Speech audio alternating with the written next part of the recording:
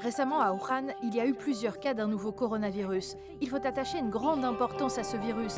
Wuhan place ses 11 millions d'habitants en quarantaine. La moitié de la population actuelle va mourir dans les 15 ou 20 ans.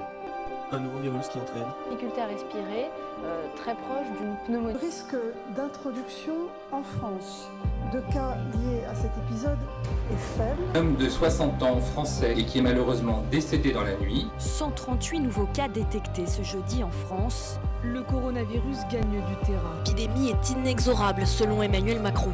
Ce qui nous manque le plus aujourd'hui, c'est des places en réanimation. Le seuil symbolique des 10 000 cas est franchi. La propagation du Covid-19 s'accélère. Pour freiner la propagation du virus, les crèches, les écoles, les collèges, les lycées, les universités sont fermés depuis ce jour. J'ai décidé de renforcer encore les mesures pour réduire nos déplacements et nos contacts au strict nécessaire. Vous vous rappelez, au début, on nous disait il ne faut pas fermer les frontières, ça ne sert à rien. On nous a quand même expliqué ça. Le virus ne connaît pas les frontières. Et maintenant, on nous demande de nous confiner chez nous, c'est-à-dire de faire la frontière autour de notre domicile privé. Nous sommes en guerre. Nous sommes en guerre. Nous sommes en guerre. Nous sommes en guerre.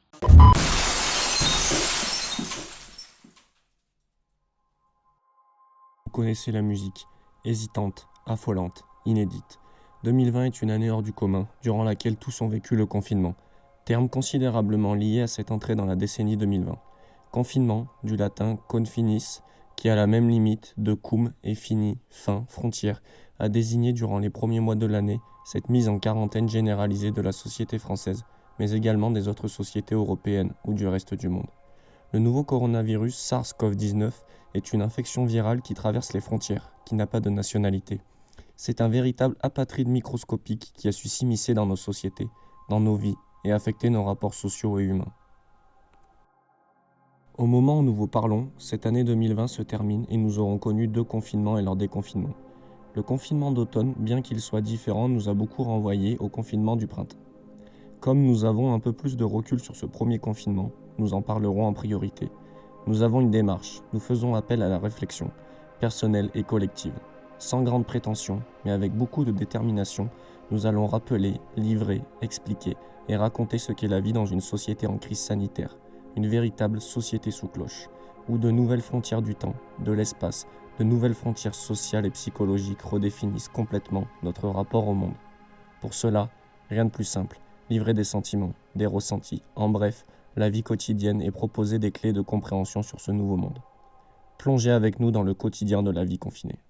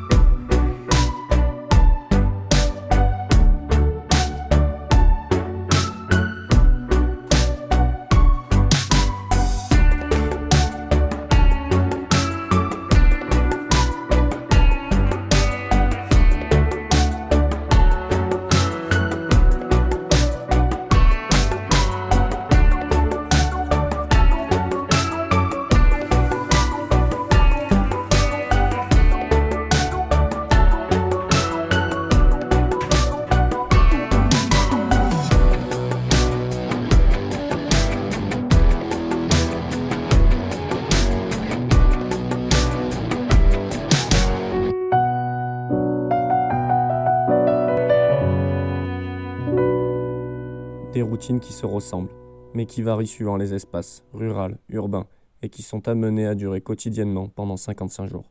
55 jours sans rencontre, 55 jours sans école, 55 jours sans divertissement. La date de déconfinement sonne pour certains comme un nouveau départ. Et pourtant, le 30 octobre voit l'avènement d'un nouveau confinement.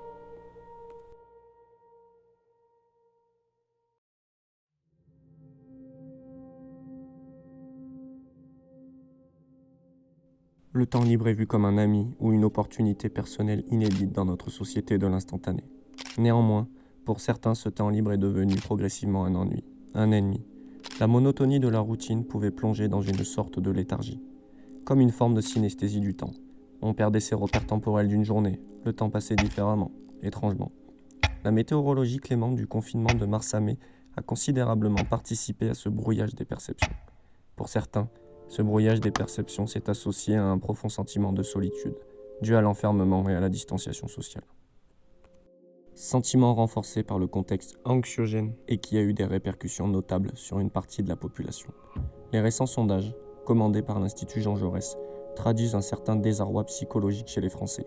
Notre société n'avait plus connu ceci depuis des décennies. Le sentiment de solitude, de dépression, de désarroi plonge l'individu dans la tourmente. Des idées suicidaires naissent parfois chez certains. La frontière entre la vie et la mort apparaît plus abstraite qu'auparavant.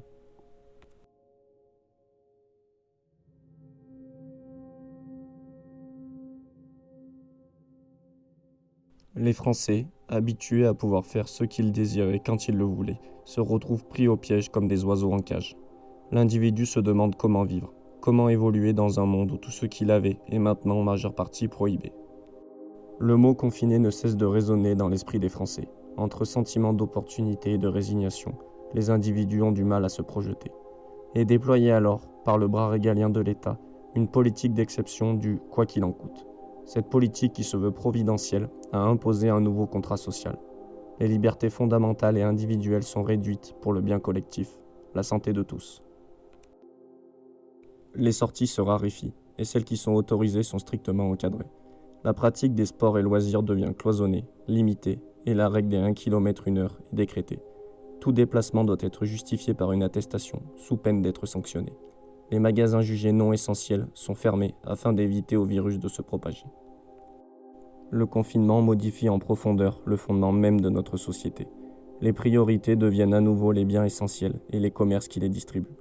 Les frontières imposées par les autorités sur le territoire sont à contre-courant de l'internationalisation croissante de notre société. La frontière concernant la pratique sportive n'est qu'un exemple des restrictions mises en place. Si les sports de contact ont été logiquement interdits, l'interdiction de se promener à plus d'1 kilomètre a été vivement contestée. Ainsi, à de multiples reprises, sur les pentes de Beldon et du Vercors, une bande de montagnards et de randonneurs ont formé avec des lampions un grand cœur lumineux visible depuis Grenoble.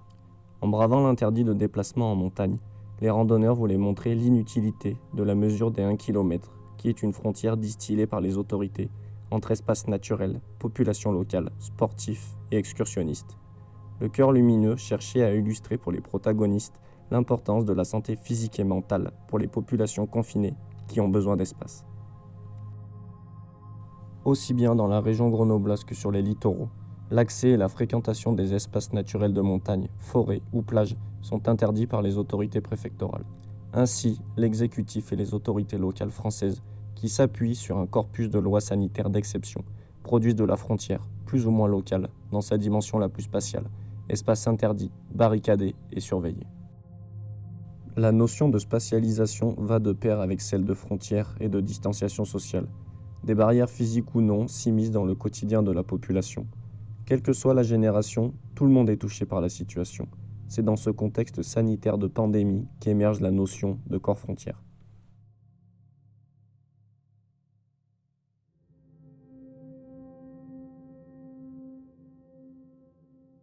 Août 2020.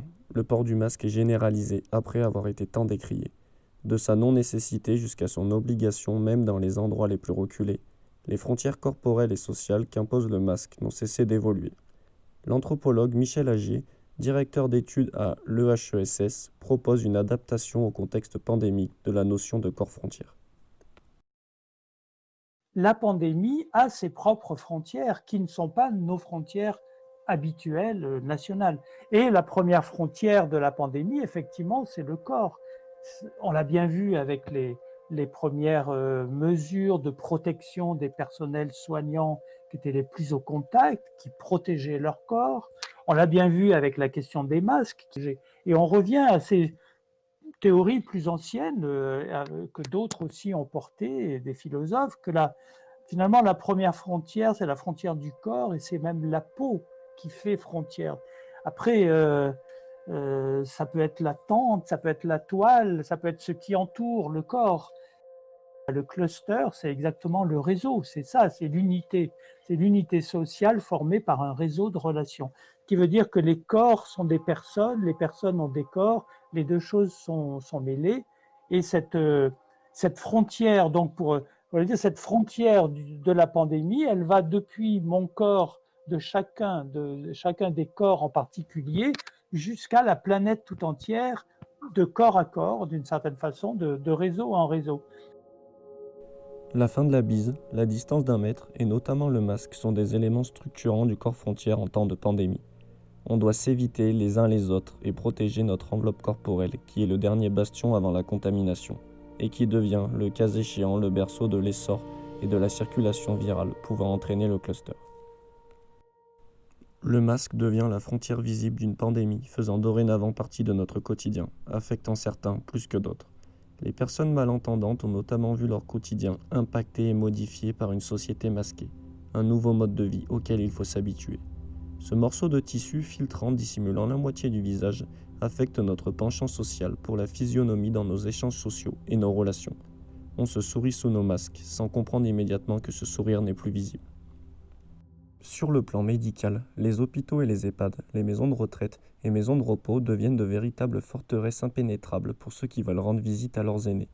Des protocoles sanitaires stricts sont établis afin de protéger les personnes âgées et vulnérables de la maladie. Une frontière intergénérationnelle se développe, non pas par volonté, mais par nécessité. Les pensionnaires des EHPAD voient leur quotidien chamboulé et teinté de solitude. La raréfaction des visites est un lourd fardeau moral. Celles-ci se font également masquées et sans contact physique, un véritable crève-cœur pour ceux que l'on appelle communément nos anciens. Les barrières physiques qu'implique la lutte contre le Covid-19 modifient drastiquement le lien générationnel à l'intérieur même des familles. Les EHPAD ont compris l'ampleur du crève-cœur émotionnel engendré par l'interdiction des rencontres. Les embrasser aussi. Mais bon...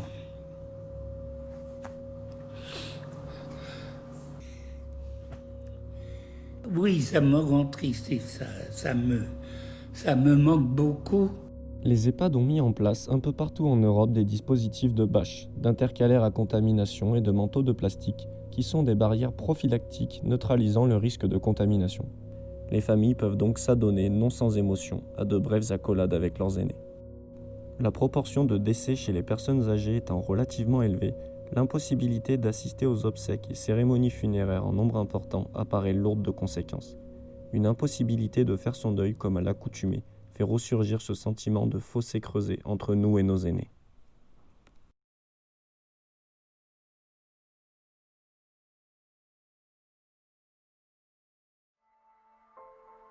L'enfermement et la solitude n'épargnent personne, que ce soit dans les maisons ou même sur les balcons. Le balcon, simple extension du lieu de vie, devient la place centrale de l'habitat d'une grande partie des populations urbaines, une notion totalement abstraite pour les populations des campagnes.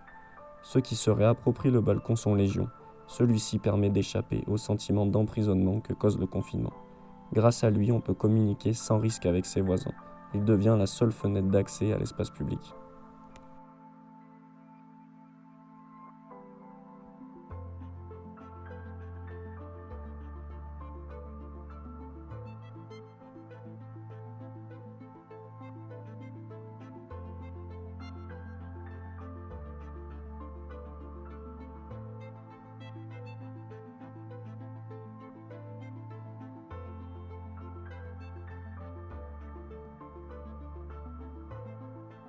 De nombreux défis émergent par le biais des réseaux sociaux.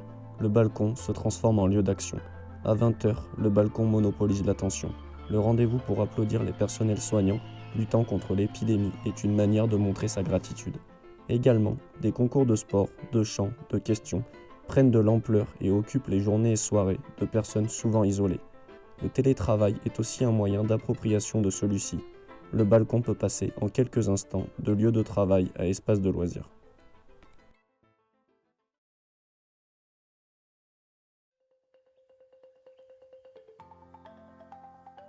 Malgré le fait que les populations soient déboussolées et que leur quotidien soit en totale modification, les sociétés à l'échelle mondiale ne se sont pas pour autant abattues. On observe même une nouvelle collaboration internationale prenant une forme artistique et passant par divers médias, comme les réseaux sociaux. L'art s'empare de la crise sanitaire, notamment par le biais d'expositions. L'art devient un moyen de s'évader, de prendre du recul et de s'élever au-dessus d'une situation inédite. La retranscription artistique de la perception de cette période est vue comme une bouffée d'air frais, un échappatoire. Tout comme cette épidémie, l'art n'a finalement pas de frontières, pas de limites. Il laisse libre cours à l'expression et à l'imagination. Il est peut-être à l'heure actuelle notre meilleure arme contre le virus. Cet art qui ne connaît aucune frontière est un remède pour les maux de l'esprit, qui permet de sauver de nombreuses personnes en attendant le vaccin qui, nous dit-on, soignera les maux du corps.